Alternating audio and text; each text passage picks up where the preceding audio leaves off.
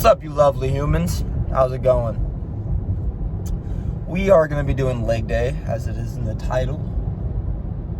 Not really sure what's going to be going on today. I know I'm running the same lifts as usual, but I'm thinking about, switching out pendulum squat to maybe like a barbell squat, like a normal squat, or like a hack squat. But I do love the pendulum and squat a lot. It feels really good on my quads and hits everything that I want it to. So I really have no complaints, but it's just the amount of load that I have. But that's just called progressive overloading. So if my issue is I have a problem with how much weight I'm using, that just means I got to keep at it and keep going. I just had a real life lesson right there in real time. But yeah, that's the thing with like a lot of the gym lifts is a lot of things you're doing. Sometimes you're not always going to be doing the most weight on like a leg press. You're doing a lot, multiple plates, right? But when it comes to something like a pendulum squat, I'm only doing a plate on each side, and then maybe a 5, 10, or however much I was using last time. But I'm going to try to do like another 5 or 10 or something. But it sucks not seeing the big numbers on certain things. Like a leg press, like I said, I could do leg press and do 10, 11, 12 plates on each side. But then I go to pendulum squat, 1 plate on each side. And it's like, dang, dude, why am I not doing 3 or 4 by now, But that's just small things that I got to progressively overload on, really train my ass off on. That's why intensity is one of the most important things in the gym, because if you have no intensity on towards getting better on your lifts, you're not going to progress, right? And I think maybe Elijah Mundy, I like using him for an example as a lot of my things. He's massive, right? But the thing is, he's been training for so long and he's enhanced, which I have no issue with. I think that's, his choice or whatever. But he always leaves 1 rep in reserve and does multiple sets. And my thing is, he says he progresses that way by, just, what is this guy doing? Okay. Swerving off the road and stuff. But pretty much, he leaves 1 rep in reserve, and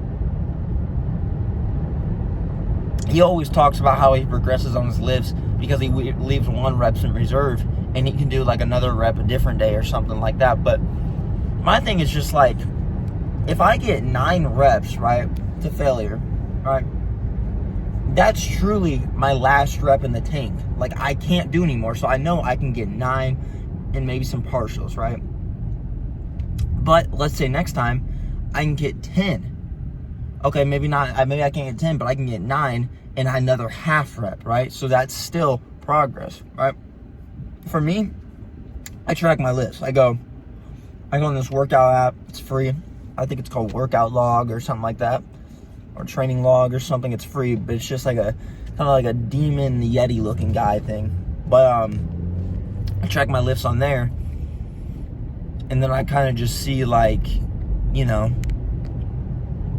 what I've done that certain days, and how much weight I've done and stuff.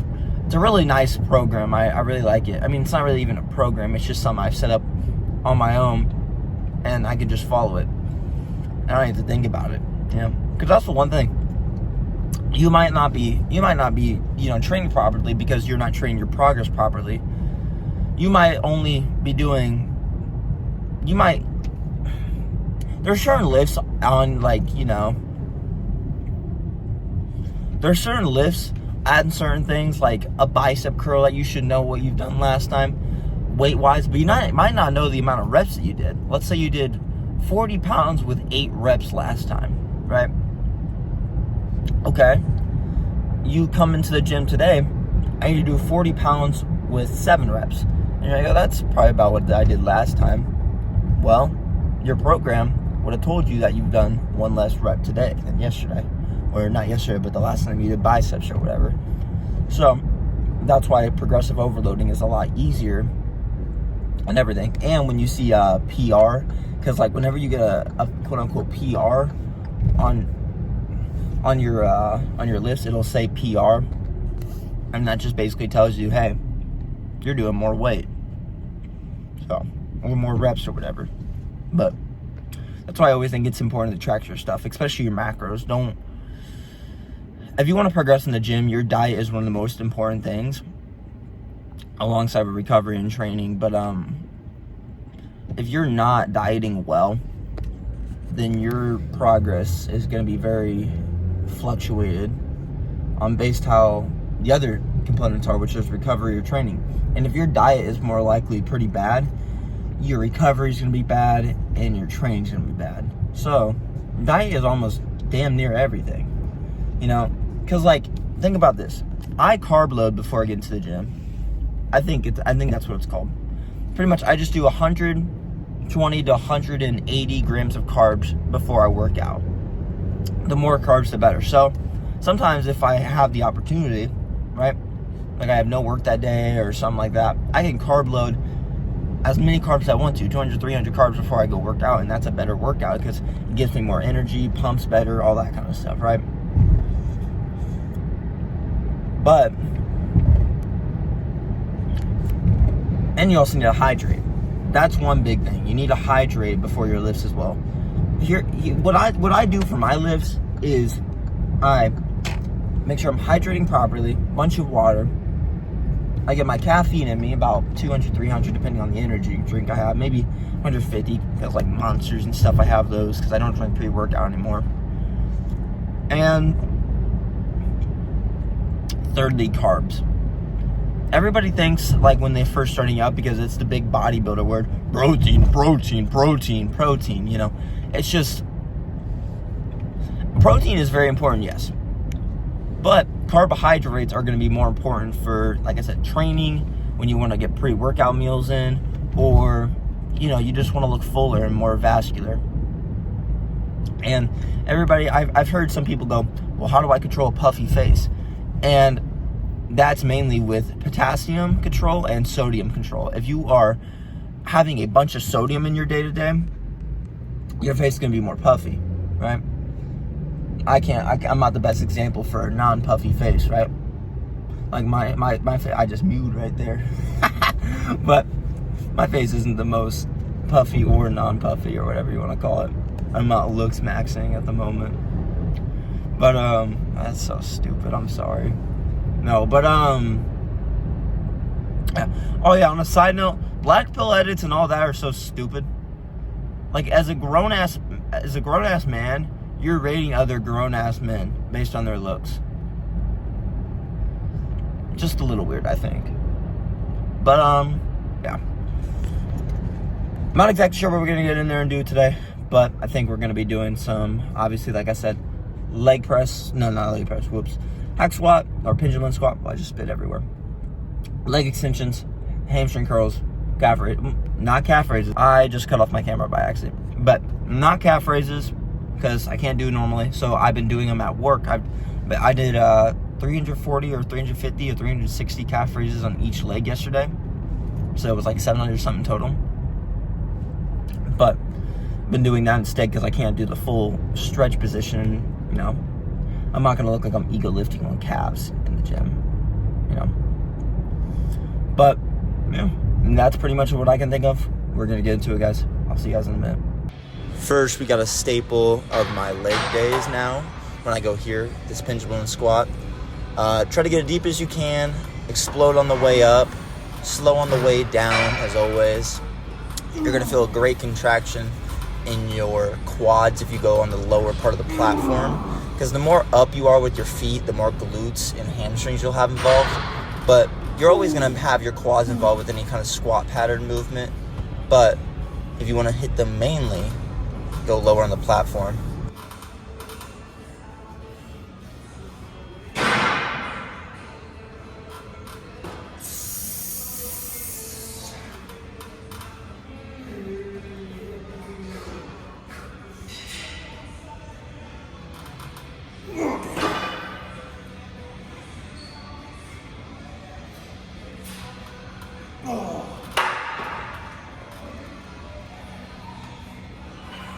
This isn't the exact machine I had to use. It's still a leg extension, but it's a free weight one. I see these a lot. But train heavy with these. Control the weight, obviously. Explode on the way up, slow on the way down as per usual. You'll get a great squeeze on any type of leg extension, but make sure the stretch is good. For this one, it wasn't as good, but train around in the 5 to 8 rep range.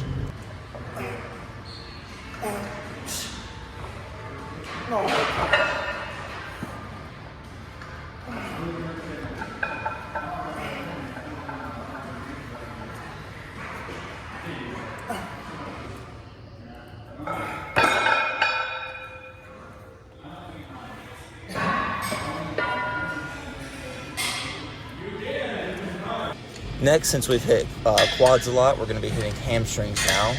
And this time we'll be hitting seated curls. And for the first couple, 3 reps or whatever, make sure you're back on the platform. But as the reps get harder, lean forward into the machine more, as you'll see I'll do in a couple seconds. But I think it makes it a little easier, so you're able to get a few more reps. But also the stretch, I think, is a little better. I'm not sure exactly why it's easier, but it's like if you go to a curl, to a hammer curl, it's just easier, but you're still hitting your hamstrings just as much.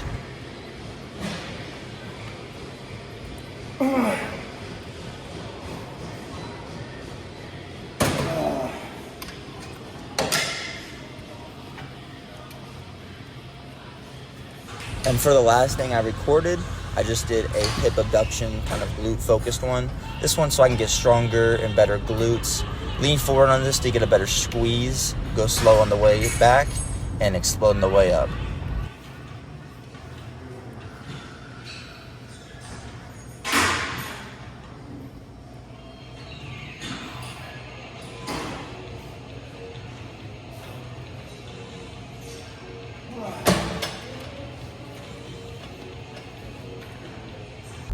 Hello, beautiful people. Leg day is complete. I did some ab crunches on a machine at the end. I just didn't record it because, you guys just see me doing lightweight on abs. So, I don't think you guys would really enjoy watching that, if you guys are even watching to this point in the video. But, pretty good leg day today. Can't complain about much. I don't really have much I really want to talk about, I just kind of, got on here and started recording, but as always, guys, train heavy and be disciplined. I'm working in the morning tomorrow also, so the thing with working at UPS, it's just part-time, and that's okay and nice and all, because I'm working a little bit, but going brain fog. Oh yeah, but the thing that's great about it is if you work in the morning, right, it's additional help. So I can work only for, if I really wanted to, 2 hours. And then, go ahead and work my additional normal shift, which would be 5:10 to 10 or 9:45 or something. And then that's, 6-something hours? That's an hour and 45 minutes of overtime. That's pretty good, and the thing about that's great about the morning shift is they'll just text you, and it's very random. It's great though, because you're just additional help. And then, so let's say I wanted to work only 30 minutes that day, which I wouldn't, because why would I only want to work 30 minutes, right? But let's say I did, right?